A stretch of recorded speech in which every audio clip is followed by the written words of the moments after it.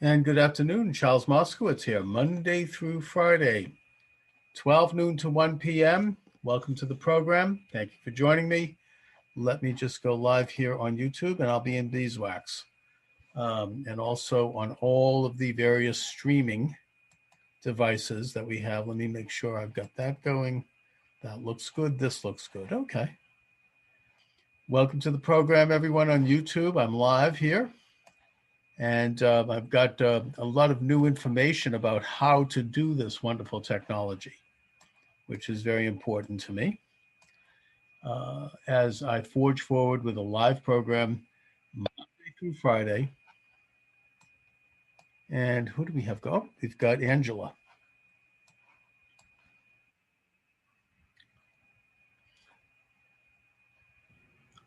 And Angela, are you there? Yes, I'm there. How are you?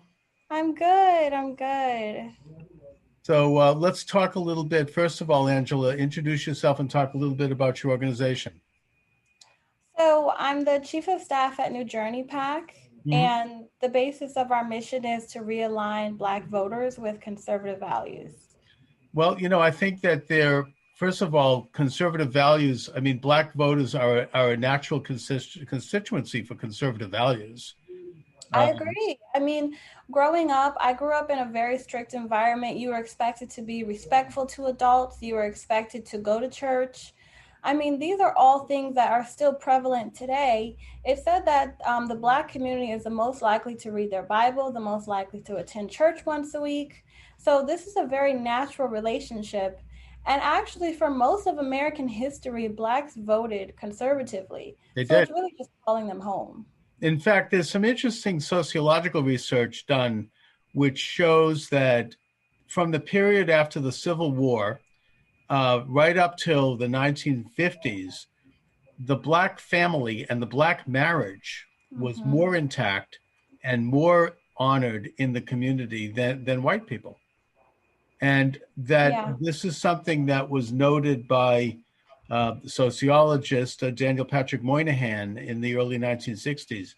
He had been Assistant Secretary of Labor in the Johnson administration Mhm. when he warned about such programs as a nationalized welfare program and other things, in that he said that this would have a particularly negative toll on the Black community, but the whole country Right. in general, and that it would adversely affect the Black family.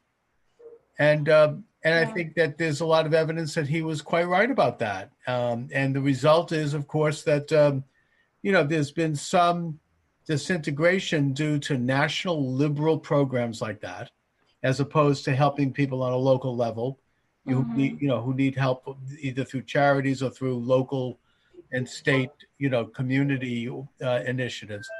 And that liberalism has also done a terrible number on the Black church, which I think was a Christian force in America. In fact, I think the Black church, more than anything else, revitalized the white church. It was a great moral force. And, gradual infiltration by people like Margaret Sanger in the 1930s with the Negro Project, trying to get abortion clinics in Black neighborhoods by bribing Black ministers, and liberalism generally, anti-business attitudes, programs that big education where they've replaced cognitive thinking and phonics and other programs with these behaviorist programs. They've had a terrible effect on the Black community in this country.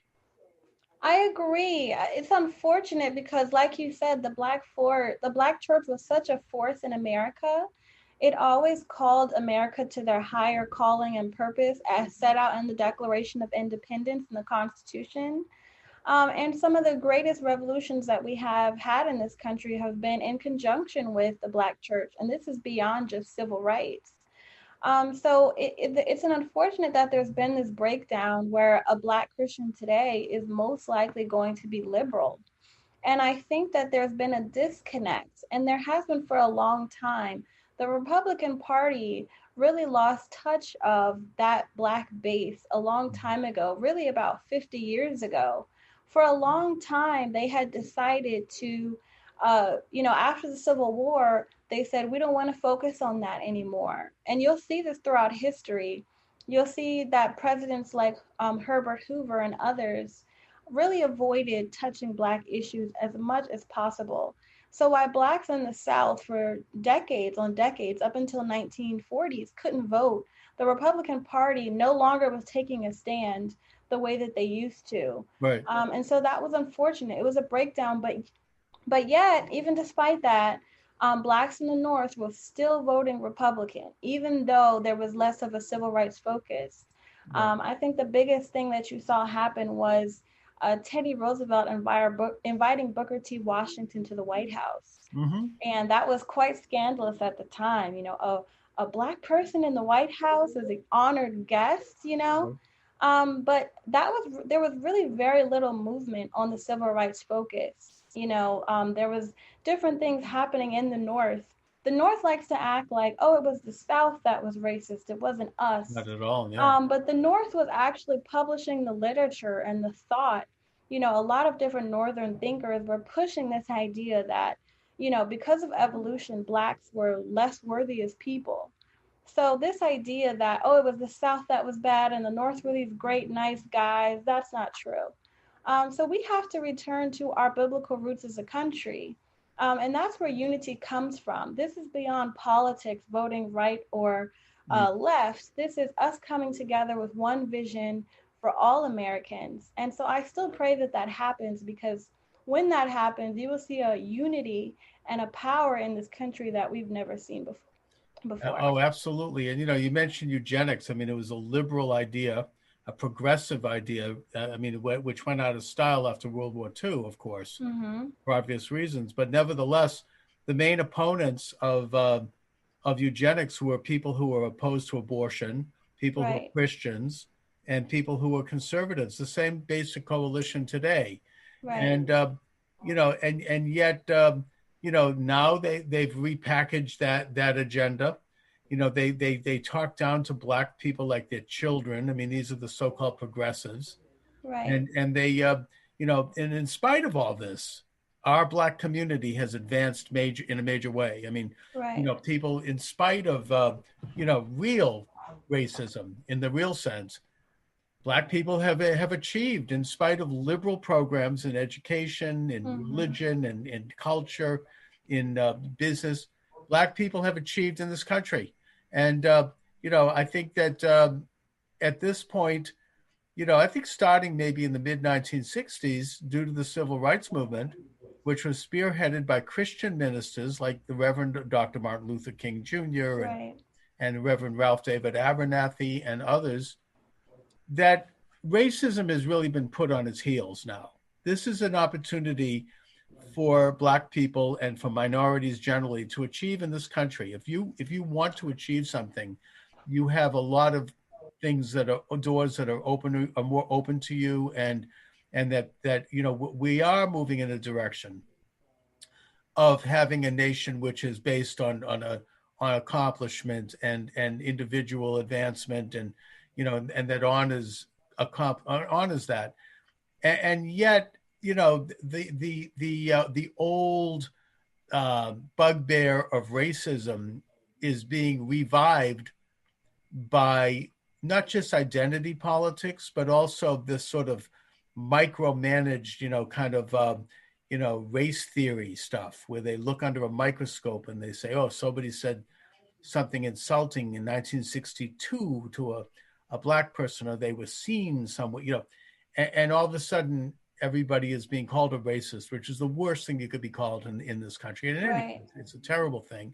And they're destroyed. And it's being used as a political football by the left, because real racism has receded. So they're inventing it, and they're amplifying it, I think, as a way not only to attack their enemies and create division, but also to avoid a real conversation about how left-wing liberal ideas have damaged the black community and that are in fact de facto racist. Now that Yeah, I now that it's I've now that I've unfortunate. There's even when we're talking about Joe Biden's recent comments, mm, that black people and Hispanic people can't get online to Walgreens to get a vaccine. It's really quite embarrassing. They use the same argument to say why we shouldn't have IDs. Oh, well, Black people wouldn't be able to get to the DMV, Right. Well, So it's very insulting. It's very, there's this paternalistic idea that we have to lift up the Black child and the Black man needs us. It's a real white savior complex that liberals have. I've heard that term. And they do it in this idea that, oh, it's because we're great people. It's either white guilt or a white savior complex. And it's not helpful. Jason Riley has his book, Please Stop Helping Us. Mm. A lot of these things that politicians try to do, they do it, you could say, out of the kindness of their heart, but it's probably out of a desire for power. Right. And they don't even realize that the implications that this will have for generations will be largely negative. That's why we should not be putting our trust in politicians to solve our problems. And that's why, regardless of what's going on right now, that's why conservatism is so important. The best thing for Black people to do is to push for smaller government, more localized government. When you have politicians right now talking about universal health care, for instance, if you believe that this country and this government is inherently racist, then why would you put your health care in the hands of the government? That doesn't make sense. And who do you think Good will point. receive the worst care if in the private healthcare industry you say you're receiving worst care? Who do you think will be receiving the worst care in an industry that's not incentivized by profit? So, conservatism is the logical answer to the issues that this country has faced. It should be that we should lead our own communities, we should be responsible for our own lives. And I hope that the Republican Party begins to push this message more. There's some weird idea going out there that, oh, it's identity politics to do outreach specifically to Blacks or to Hispanics. And Not, that's completely not true. oh, they When have to. Trump released his Platinum Plan, it had specific plans towards the specific issues here. It's like being a doctor. There are different parts of the body. If the eye has a certain issue, I'm going to prescribe different things here. If the arm has an issue, I'm going to prescribe different issues there. The Black community has specific issues that affect us more. So therefore, a Republican politician should prescribe different conservative answers to those specific issues. And that includes slavery. It includes Jim Crow. So I'm really tired of hearing these identity politics responses. We can take this back. We don't have to let the left run around and act as if they're the ones that care most about Black people. We know that that's not true. Conservative policy can solve a lot of these issues that we see, and we need to start pushing this out and pushing this information out into the Black community. And that's what New Journey PAC does. We had ads for various great politicians. Byron Donalds, we pushed and he won. We supported Burgess Owens and others like that. We were pushing ads out on BET, on TV1, on Black television channels before the election and showing them, hey, there's another option, because unfortunately the Republican Party is not necessarily putting that out there. No, they could do it. So Comcast tried to take us down, but our ads got out there and people saw them. So we're fighting against this uphill battle. Why? I mean, the fact that Comcast would try to take you down. I mean, I guess that, look, the idea of a growing Black conservative movement is so threatening to the liberal establishment, because Right. they take Black people for granted, and it carves into this whole weapon of using race identity against anyone who doesn't agree with the left. And that, I think that Biden represents the old way of looking at things, this kind of white man's burden, Rudyard Kipling, better man than I, Gunga Din, approach of, it's almost Right. like a British imperialism, that Black Agreed. We people are can't like forget children. that he supported segregationists. Yeah. We can't forget that, he called Barack Obama a clean, well-spoken, like, have you never met a Very nice-looking, condescending, well-spoken yeah. Black man? He said it like it was this anomaly. And even recently, Um, you're not really Black if you don't support me and my liberal policies. And it's very condescending. You talk right. about, Poor kids can be as smart as white kids. yeah. And also, know. I want to touch on this business, because he said that, the reason Black people aren't getting the vaccine is because they don't know how to handle the internet. This whole agenda of saying that, and this is something that's pushed by people like Stacey Abrams in Georgia, this idea that somehow Black people can't get IDs to vote. Right. It's racist and it's insulting. First of all, anybody, putting that aside, I do think that IDs should be free. I certainly, if Congress is going to allocate $25 billion for voter reform, they can maybe afford a little bit of that money to go toward providing a free ID for people. But even putting that aside, of course, it's so ignorant. Of course, Black people can get an ID. Of course. I mean, do we to not go to fly? Do we grocery not store. have jobs? Do Of we not? course. You've got to think that, we're invalid, we're unable to take care of ourselves, we don't drive, we don't go anywhere, we don't make any money. I can take my grandmother, if she wants to vote, I can take her to Yeah. get an ID. And my grandmother has an ID, by the way. Right. And if they're so concerned about this alleged problem, then why don't they put effort into helping people get the ID? I mean, it's not Well, like, what they're really concerned about is making sure that they can get around yeah. the legal voting laws as much as Well, possible. they're concerned about The voting fraud. liberals have taken the civil rights movement and applied it to illegal immigrants in a way that I completely disagree with. Civil rights was for Black people and Black people only, descendants of American slaves citizens. who were a part of Jim Crow and a part of the different racist tactics and policies in the North. So now they're saying, I think the 14th Amendment said that anyone born here is a citizen. That was made for Black people. Yeah. Now you're taking that and applying it to an illegal immigrant. Right. I have a real issue with the way you're trying to take the civil rights movement and use it to push all these things so that you can have illegal voters and illegal immigrants. Yeah. The civil rights movement should not be allowed to be taken and used to further all these other interests. Well, first of all, we've talked about how the opposition to voter ID is just an attempt to steal votes. It's voter fraud. There's this phony group called the Brennan Institute. I don't know if you've heard of them. It was set up by monies funded by George Soros, and it's basically a turf group that came up with a study. How they did it, we don't know, which showed that not having, voter ID was a way to suppress Black votes. And that's was pushed by Stacey Abrams. There are now lawsuits in Georgia regarding the fraud that took place there. I'm not, Right. We can't comment on the end result of that, but we know that it's happening. And so you have this the genuine disenfranchisement of Black votes by false votes, by vote fraud. That's voter suppression. But they want to keep that thing and that piece in place so they can continue to win. Now, as far as immigrants, there's no such thing as a civil right for a person to go from nation A to nation B. Right. The civil right is actually with the sovereign citizens of any nation, whether it be our nation or China or Zimbabwe or Albania or wherever.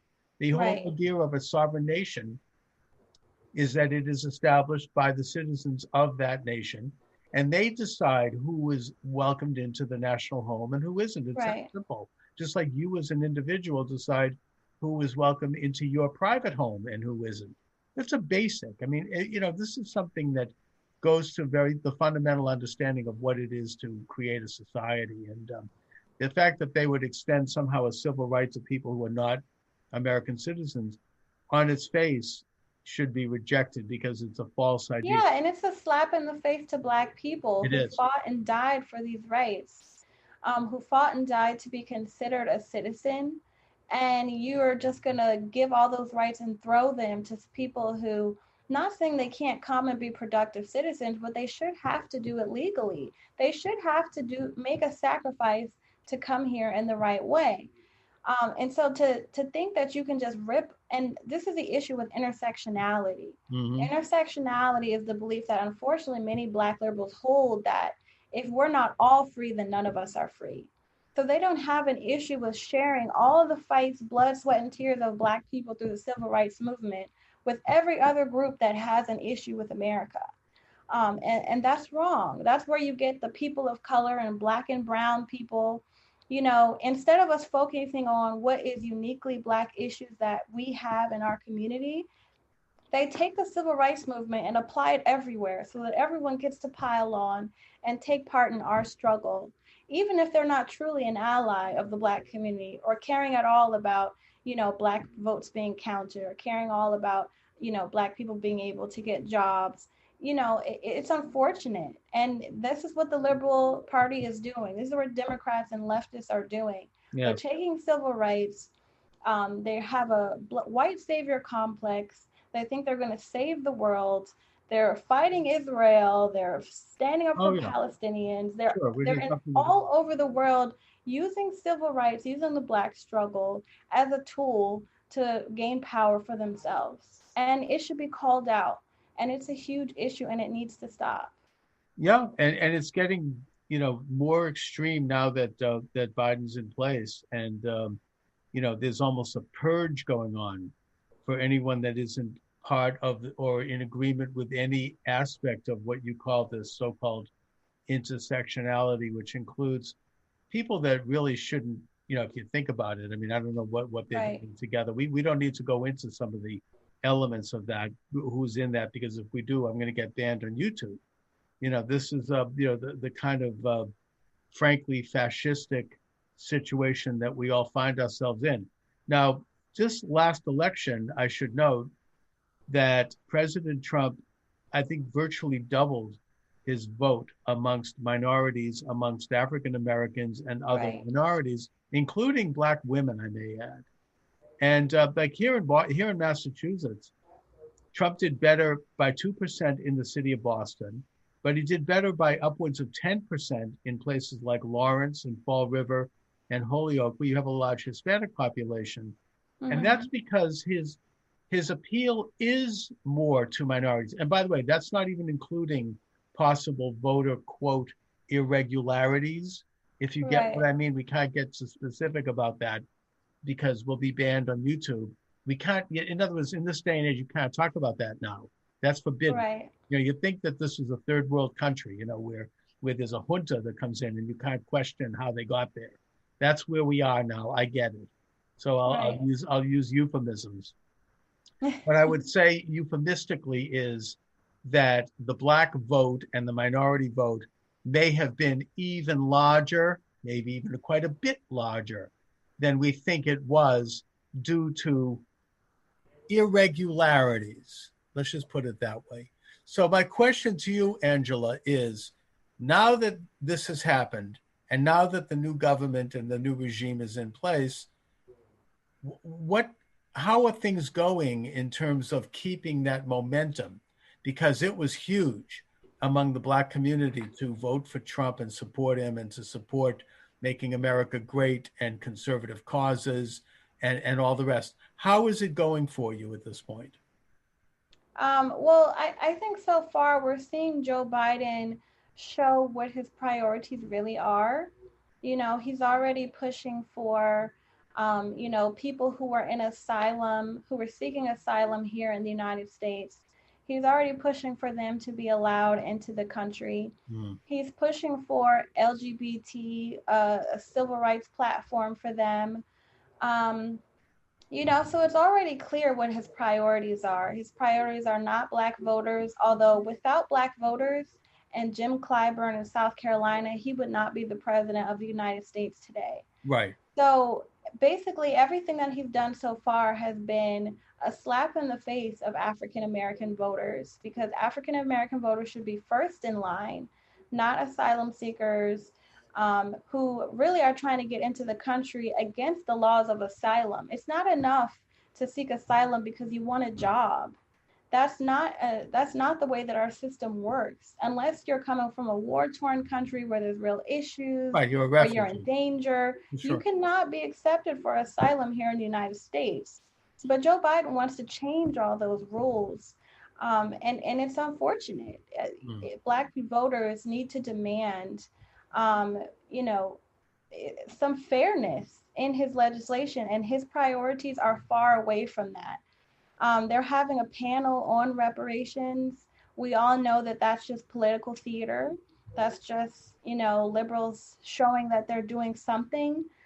They had a Black reporter who asked Kamala while she was running for president, what specific plans do you have that will benefit the Black community, which was hurt hard in the pandemic because they're largely essential workers and things like that? And she laughed. She laughed It's a in the strange reporter's maniacal face laugh. Yeah. and said, "What do you mean? I'm not going to do anything just for you guys." That was her message. So Black voters knew this. They still voted for Joe Biden. They still voted for Kamala, although many turned and voted for Trump, thankfully. Mm. I think that the riots were used to really arouse emotion.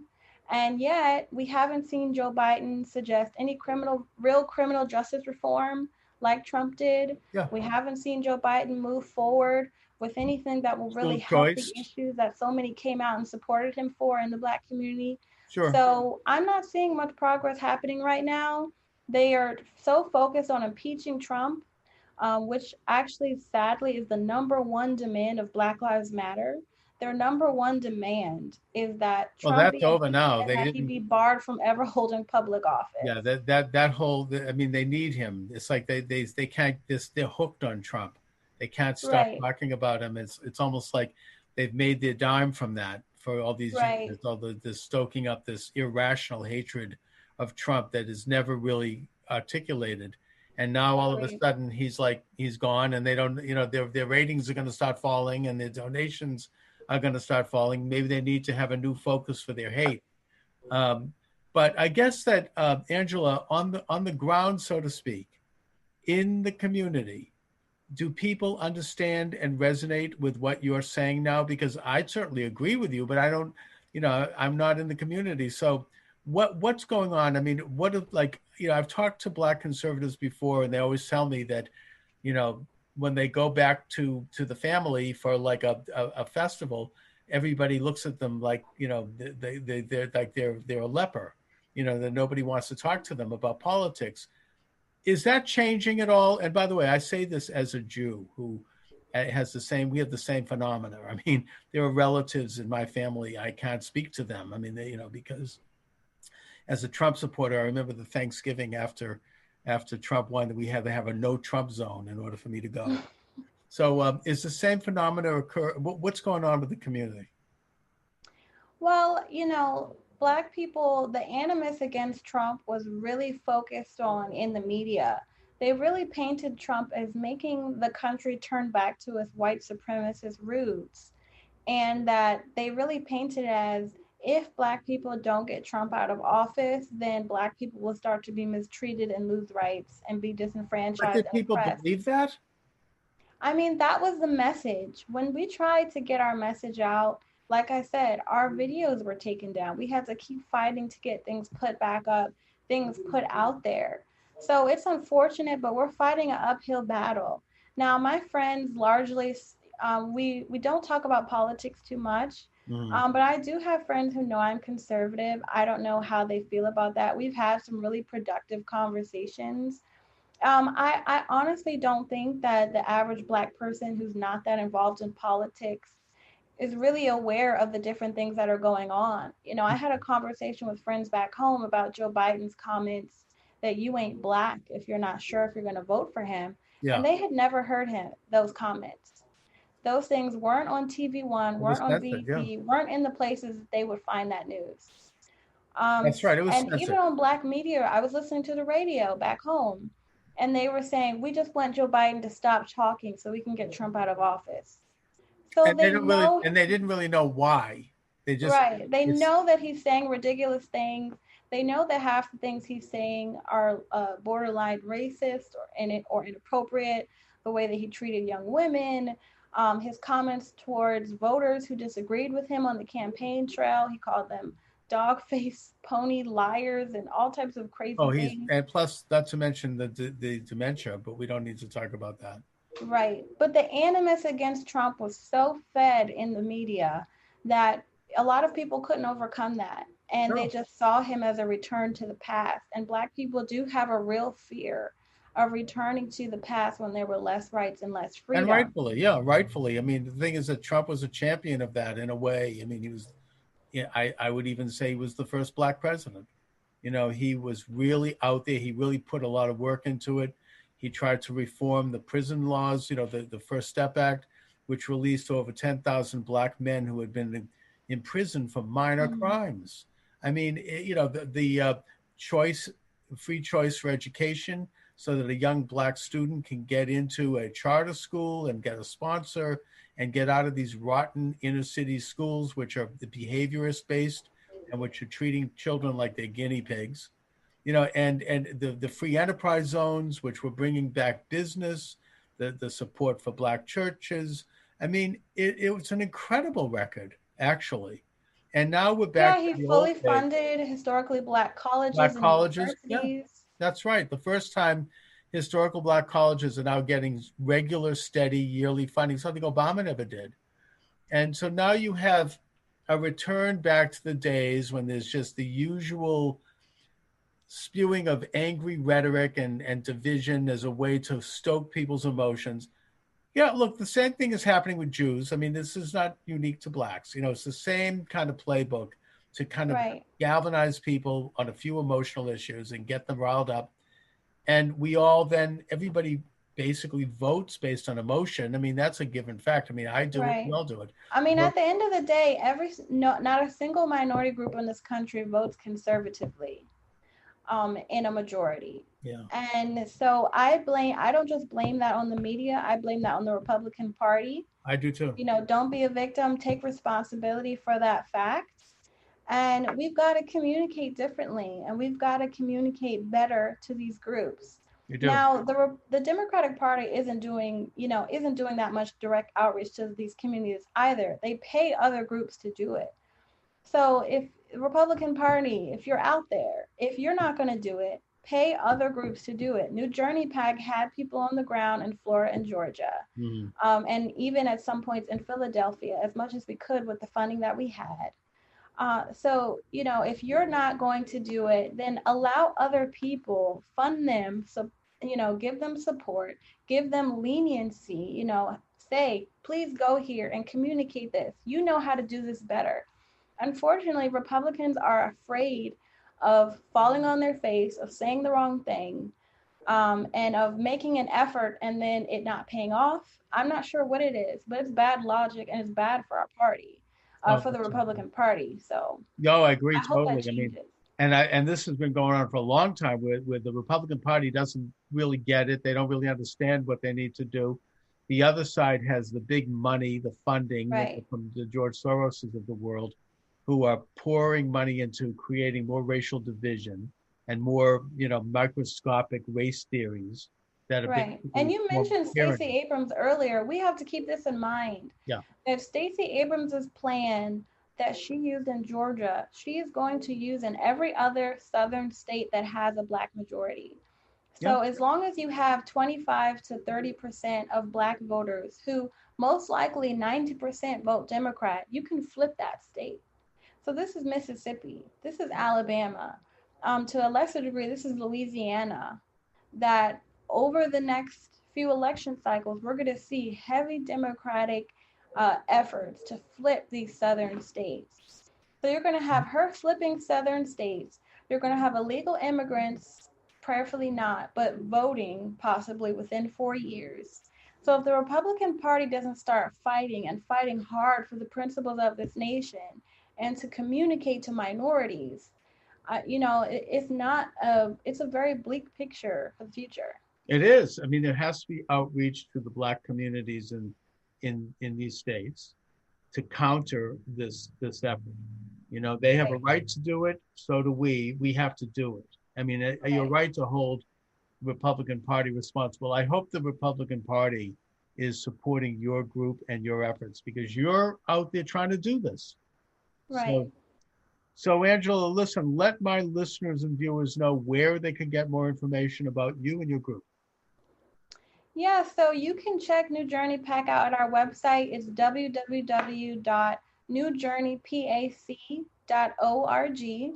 And we're on social media. We're on Rumble. We're on Parler. We're on Gab.